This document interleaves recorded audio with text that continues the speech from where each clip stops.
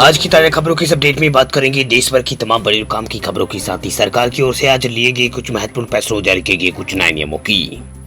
तो बुलेटिन शुरुआत करते हैं पहली बड़ी खबर से। तो टोल प्लाजा पर ट्रैफिक जाम से मिलेगी राहत, एनएचए ने की है नई पहल।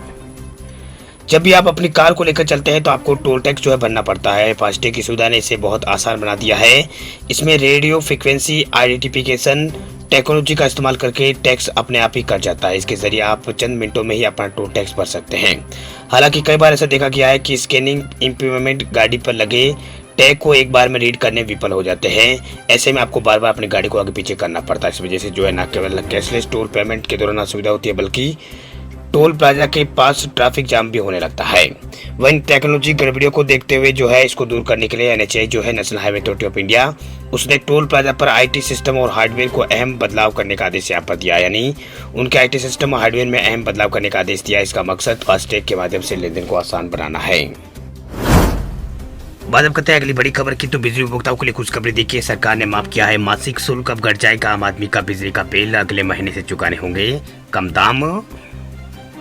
हरियाणा सरकार ने बिजली उपभोक्ताओं को बड़ी राहत देते हुए मासिक शुल्क को माफ हरियाणा के अंदर कर दिया है।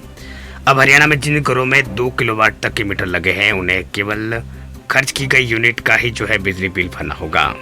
पर सरकार के इस फैसले से हरियाणा के अंदर करीब 9 लाख से ज्यादा बिजली उपभोक्ताओं को राहत होगी। अब तक उपभोक्ताओं से बिजली विभाग प्रति किलो 115 रुपए मासिक शुल्क के रूप में वसूलता रहा था। वही खर्च की गई यूनिट के पैसों के साथ साथ ये शुल्क जुड़ने से बिल बढ़ जाया करता था। लेकिन हरियाणा सरकार ने बजट में मासिक शुल्क माफ करने की घोषणा की थी। वही निगम अधिकारियों ने बताया है कि अगले बिल में मासिक शुल्क वो जुड़कर नहीं आएगा। सरकार के इस फैसले से प्रदेश में सबसे गरीब परिवारों को लगभग 180 करोड़ रुपए की राहत मिलेगी। ये निर्णय अगले बिलिंग चक्कर से लागू होगा।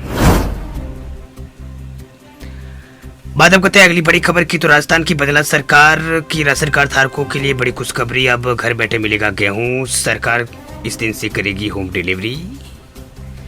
राजस्थान की बदला सरकार ने राशन कार्ड धारकों के लिए बड़ा फैसला लिया। दरअसल राज्य सरकार ने खाद्य सुरक्षा योजना के तहत प्रदेश में चयनित 18 वर्ष से कम और 60 वर्ष से ज्यादा उम्र के वरिष्ठ नागरिकों और दिव्यांगजनों को घर बैठे राशन देने की बात कही है। घर बैठे सुविधा देने का ऐलान किया है।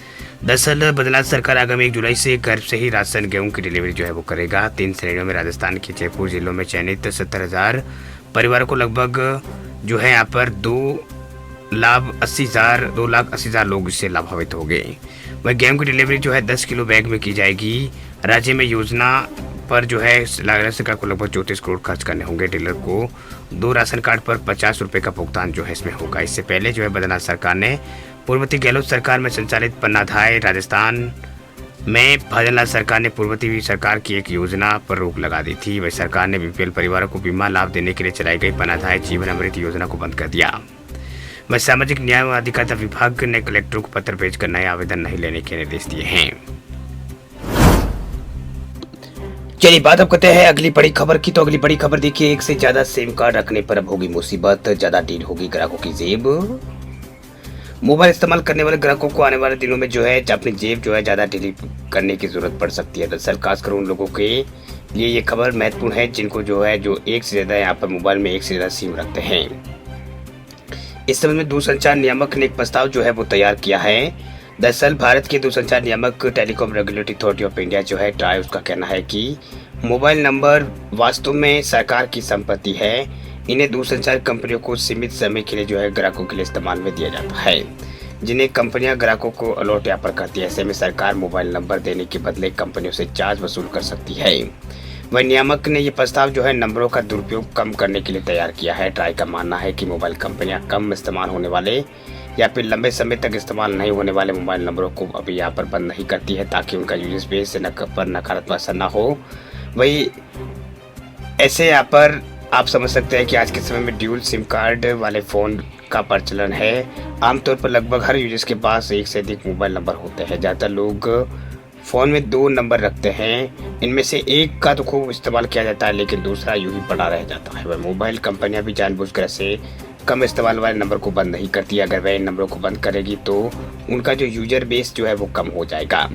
वह ट्राई इसी तरह की गतिविधियों पर लगाम लगाना चाहता है। अपने प्रस्ताव के पक्ष में ट्राई का कहना है कि दुनिया के कई देशों में पहले से ही ऐसी व्यवस्था लागू है जहां पर दूरसंचार कंपनियों को मोबाइल नंबर या लैंडलाइन नंबर के बदले सरकार को शुल्क का भुगतान करना पड़ता है। ट्राई के अनुसार भारत में भी ऐसा नियम जो है वो जल्दी लाया जा सकता है। चलिए बात अब करते हैं अगली बड़ी खबर की। सब एटीएम से पैसे निकालना पड़ेगा महंगा, ऑपरेटर्स ने चार्ज बढ़ाने की है मांग। CATMI जो है एटीएम कॉन्फेडरेशन ऑफ इंडस्ट्रीज ने जो है भारतीय रिजर्व बैंक और भारतीय राष्ट्रीय भुगतान निगम यानी NPSC से मांग की है कि एटीएम से पैसे निकालते समय लगने वाला इंटरचार्ज शुल्क जो है बढ़ाया जाए।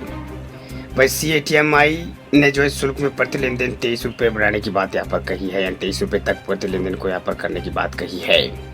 वही मीडिया रिपोर्ट के अनुसार एटीएम उद्योग परिसंघ ने जो भारतीय रिजर्व बैंक और राष्ट्रीय भुगतान निगम यानी NPCI से वर्तमान अधिकतम शुल्क को जो है यहाँ पर 23 रुपये प्रति लेन देन करने के लिए यहाँ पर कहा है।